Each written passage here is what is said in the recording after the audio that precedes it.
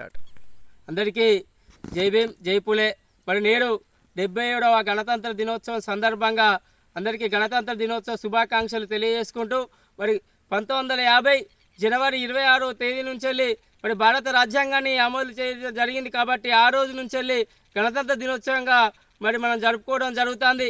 ఇలా మనకు స్వాతంత్రం 1947 ఆగస్టు 15న స్వాతంత్రం వచ్చినప్పటికీ మన యొక్క దేశానికి మరి పరిపాలించడానికి ప్రత్యేక ఒక రాజ్యాంగం లేకపోవడం వలన మరి ఆ రాజ్యాంగాన్ని ఏర్పాటు చేసుకోవడం జరిగింది. డాక్టర్ బాబాసాహెబ్ అంబేద్కర్ గారి యొక్క నేతృత్వంలో భారత రాజ్యాంగాన్ని ప్రపంచంలోనే అతిపెద్ద లిఖితపూర్వకమైనటువంటి రాజ్యాంగం 2 సంవత్సరాల 11 నెలల 18 రోజులు రాసినటువంటి అతిపెద్ద రాజ్యాంగాన్ని మరి 1950 జనవరి 26 నుంచి వెళ్ళి అమలు చేయడం జరుగుతుంది. మనం ఈరోజు గణతంత్ర దినోత్సవ వేడుకలు జరుపుకుంటున్నాం, స్వాతంత్ర దినోత్సవ వేడుకలు జరుపుకుంటున్నాం. కానీ గణతంత్ర దినోత్సవానికి స్వాతంత్ర దినోత్సవానికి తేడా తెలియకుండానే కొంతమంది జరుపుకుంటారనే విషయాన్ని మనకు అర్థమవుతుంది. ఎందుకంటే ఇలా స్వాతంత్ర దినోత్సవం రోజు మనకు స్వాతంత్రం వచ్చిన సందర్భంగా జెండాను కింది నుంచి వెళ్ళి పైకి ఎక్కడం జరుగుతుంది. మరి అదేవిధంగా రిపబ్లిక్ డే గణతంత్ర దినోత్సవం రోజు ఒక జెండా కార్యక్రమాన్ని జెండాను పైననే కట్టి పైననే ఫ్లాగ్ హోస్టింగ్ చేయడం జరుగుతుంది. ఇది స్వాతంత్ర దినోత్సవానికి గణతంత్ర దినోత్సవానికి తేడా. మరి అదేవిధంగా గణతంత్ర దినోత్సవాన్ని చూసుకున్నట్లయితే మరి కర్తవ్య పథ్లో మరి అక్కడ రాష్ట్రపతి గారు మరి జెండా వందనం చేయడం జరుగుతుంది. అదేవిధంగా త్రివిధ దళాలతోని ఆ త్రివిధ దళాల యొక్క వారి యొక్క నైపుణ్యాన్ని మన యొక్క శక్తి ప్రదర్శన చేయడంతో పాటు వివిధ రాష్ట్రాల యొక్క శకటాలను కూడా ప్రదర్శించడం జరుగుతుంది. జనవరి 26 తారీఖున ప్రారంభమైనటువంటి గణతంత్ర దినోత్సవ వేడుకలను జనవరి 29 తారీఖున మళ్ళీ ముగింపు వేడుకలు ఢిల్లీలో కొనసాగించడం జరుగుతుంది.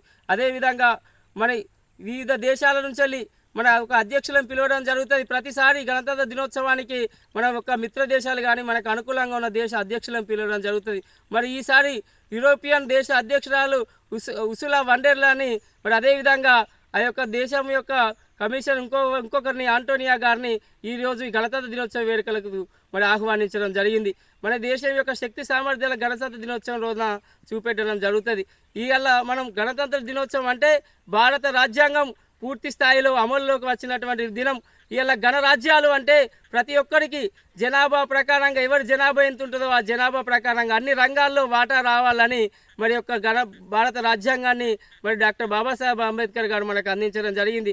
ఆయన ఒక విషయం చెప్తాడు, ఇలా భారత రాజ్యాంగం ఎంత మంచిదైనప్పటికీ దాన్ని అమలు చేసే అటువంటి పాలకులు మరి యొక్క రాజ్యాంగ స్ఫూర్తి తెలియనట్లయితే ఆ రాజ్యాంగం మరి పూర్తిగా అమలు కాదని మరి యొక్క ప్రజలకు తెలియజేయడం జరుగుతుంది.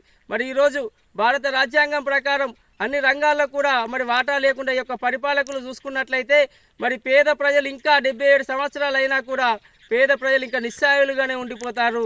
మరి ఇక్కడ అభివృద్ధి చెందినటువంటి పరిస్థితి లేదు. ఎంతోమంది నిరుద్యోగం పెరిగిపోతుంది తప్ప మరి భారత రాజ్యాంగాన్ని పూర్తి స్థాయిలో అమలు చేసినట్లయితే ఇలా ప్రతి ఒక్క సమస్యలకు మరి పరిష్కారం ఉండే అవకాశం అన్ని రంగాల్లో చూసుకున్నట్లయితే ఇలా ప్రభుత్వం ఏ పథకం ఇచ్చినా మనకి ఇలా ఇల్లు ఇచ్చినా రోడ్ వచ్చినా మనకి ఏ యొక్క పథకాలు ఇచ్చినా అది భారత రాజ్యాంగం ప్రకారమే ఈ యొక్క పాలకులు ఇస్తున్నారనే విషయాన్ని మన ప్రజలందరం గమనించాలి. ఇలా భారత రాజ్యాంగంలో పొందుపరిచి ఉన్నది కాబట్టి విద్య, వైద్యం, ఉపాధి అన్నీ కూడా ఈ యొక్క ప్రభుత్వాలు మనకు అవకాశాలు ఇస్తున్నాయంటే దానికి కారణం ఆ యొక్క భారత రాజ్యాంగంలో పొందుపరిచిన విధంగానే ఈ యొక్క పాలకులు ఇస్తారు తప్ప మరి వాళ్ళు ప్రత్యేకించి చేసిన ఏం లేదనేది కూడా మనం ప్రజలు గమనించాల్సిన అవసరం ఎంతైనా ఉన్నది.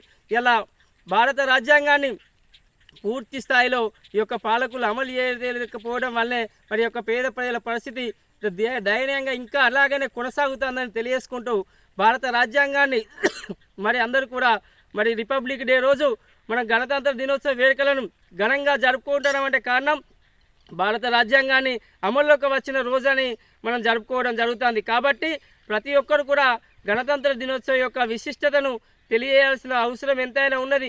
మన గణతంత్ర దినోత్సవం రోజున మరి జెండా కార్యక్రమాలు కానీ మరి యొక్క భారత రాజ్యాంగం అమలుకు వచ్చిన సందర్భంగా ఈ యొక్క కార్యక్రమాన్ని చేయడం జరుగుతుంది. కాబట్టి గణతంత్ర దినోత్సవ గొప్పతనాన్ని ప్రతి ఒక్కరు కూడా తెలుసుకోవాల్సిన అవసరం ఎంతైనా ఉన్నదని తెలియజేసుకుంటూ మరొకసారి అందరికీ గణతంత్ర దినోత్సవ శుభాకాంక్షలు తెలియజేసుకుంటూ జై భీమ్, జై పులే, జై భారత్.